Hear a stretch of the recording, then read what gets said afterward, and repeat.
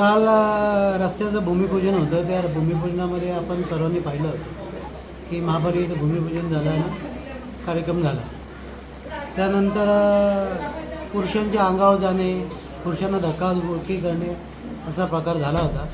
तर त्यामुळे आम्ही रितसर तक्रार बाजारपेठ पोलीस स्टेशनला दिलेली.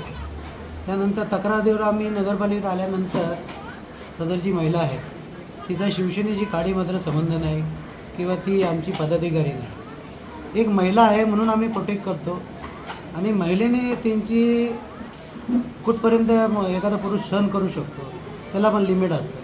परंतु महिला आहे, कायद्याने महिलेला संरक्षण आहे म्हणून आम्ही काही आत्तापर्यंत बोललो नाही आणि बोलणारसुद्धा नाही. परंतु पक्षाने असे कोण लोक आहेत की त्यांच्या योग्य ती कारवाई केली पाहिजे.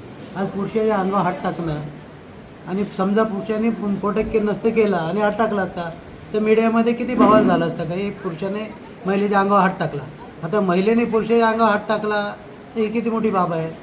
पक्षाकडे मागणी आहे आणि कल्याणचे आमदार असेल, जिल्हा प्रमुख असेल किंवा पक्षाचे वरिष्ठ नेते असेल, अशा लोकांवर कारवाई झाली पाहिजे की ज्यांचा आपल्या पक्षाशी गाडीमात्र संबंध नाही, परंतु ते मुद्दाम आम्ही पक्षाचे आहोत असे दाखवतात.